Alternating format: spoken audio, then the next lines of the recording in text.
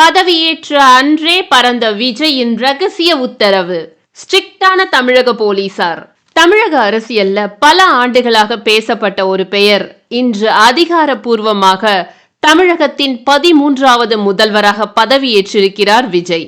சென்னை நேரு உள் விளையாட்டு அரங்கில் மே 10 காலை 10 மணிக்கு நடைபெற்ற இந்த பிரம்மாண்ட பதவியேற்பு விழாவில் காங்கிரஸ் மூத்த தலைவர் ராகுல் காந்தி, காங்கிரஸ் எம்எல்ஏக்கள் மற்றும் நிர்வாகிகள், மார்க்சிஸ்ட் கம்யூனிஸ்ட் மற்றும் இந்திய கம்யூனிஸ்ட் கட்சி தலைவர்கள், விசிக, ஐயுஎம்எல், பாஜக நிர்வாகிகள், திரைத்துறை பிரபலங்கள் உள்ளிட்ட பலரும் பங்கேற்றனர்.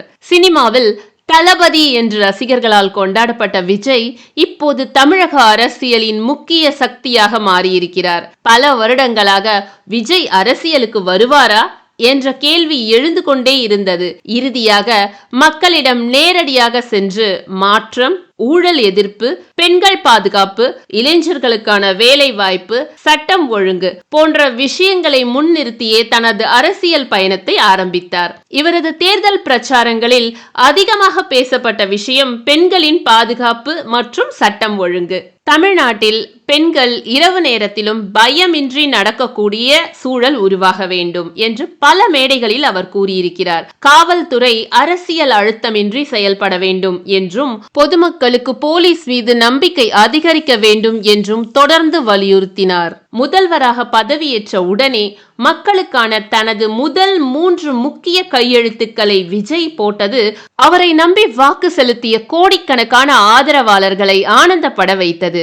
முதல் அறிவிப்பாக மாதந்தோறும் 500 யூனிட்டுகளுக்கு குறைவாக மின்சாரம் பயன்படுத்தும் மக்களுக்கு 200 யூனிட் மின்சாரம் இலவசம்.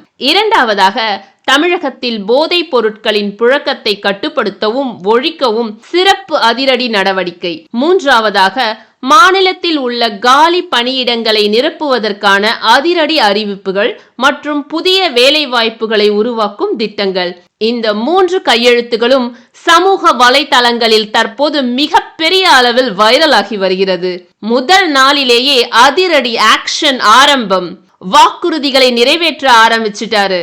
இதுதான் மக்கள் எதிர்பார்த்த மாற்றம் என்று அவரது ஆதரவாளர்கள் பதிவிட்டு வருகின்றனர்.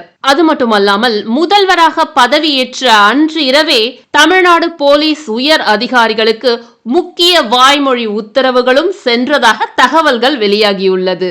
தமிழ்நாட்டில் சட்டம் ஒழுங்கு எந்த சூழலிலும் பாதிக்கப்படக்கூடாது. பெண்கள் இரவு நேரத்திலும் பாதுகாப்பாக இருக்க வேண்டும். பொதுமக்கள் போலீஸை பார்த்தால் பயம் இல்லை, நம்பிக்கை வர வேண்டும் என்பதையே அவர் முக்கியமாக வலியுறுத்தியதாக கூறப்படுகிறது. அது மட்டுமல்லாமல் ரவுடிகள், போதைப் பொருள் கும்பல்கள், பெண்களுக்கு எதிரான குற்றங்களில் ஈடுபடுவோர் மீது கடுமையான கண்காணிப்பு வைக்கவும், பிரச்சனை உருவாகும் முன்பே நடவடிக்கை எடுக்கவும் போலீசாருக்கு அறிவுறுத்தப்பட்டதாக தகவல்கள் வெளியாகியுள்ளது. சட்டம் எல்லோருக்கும் சமம், எந்த அழுத்தத்துக்கும் பணிய வேண்டாம் என்று போலீஸ் அதிகாரிகளிடம் தெளிவாக கூறியதாக தகவல்கள் தெரிவிக்கின்றன. மேலும் பிரச்சனை ஏற்படும் வாய்ப்பு உள்ள பகுதிகள் மற்றும் சமூக விரோத செயல்களில் ஈடுபடக்கூடிய நபர்கள் மீது முன்கூட்டியே கண்காணிப்பு வைக்க வேண்டும் என்றும், தேவையான இடங்களில் தயக்கமின்றி நடவடிக்கை எடுக்க வேண்டும் என்றும் போலீசாருக்கு அறிவுறுத்தப்பட்டதாக தகவல்கள் வெளியாகியுள்ளது. அது மட்டுமில்லாமல் பதவியேற்பு விழாவில் நம் பிள்ளைகளை போதை பழக்கத்திலிருந்து காப்பாற்ற வேண்டியது நம் கடமை என அவர் பேசிய நிலையில் அதற்கான முன்னெடுப்புகளையும் முதல்வர் விஜய் செய்து வருவதாக தகவல் வெளியாகியுள்ளது. இந்த தகவல்கள் வெளிவந்ததிலிருந்து சினிமாவில் நல்லாட்சியை பற்றி பேசிய விஜய் நிஜ வாழ்க்கையிலும் அதையே செயல்படுத்த ஆரம்பித்து விட்டாரே என பாராட்டுக்கள் குவிந்த வண்ணம் உள்ளது. பலரும் திரையில் மட்டும் இல்ல, நிஜத்திலையும் தளபதி மாஸ் காட்ட ஆரம்பிச்சிட்டாரு, முதல் நாள்லயே ஸ்ட்ரிக்ட் அட்மினிஸ்ட்ரேஷன் தொடங்கிவிட்டது என்று பதிவிட்டு வருகின்றனர். சினிமாவில் அநீதிக்கு எதிராக குரல் கொடுத்த ஹீரோ இன்று நிஜ அரசியலிலும் அதே பாதையில் செல்ல முயற்சிக்கிறார் என்று ரசிகர்கள் பெருமையாக பகிர்ந்து வருகின்றனர். உங்கள் கருத்து என்ன என்பதை கமெண்டில் சொல்லுங்கள்.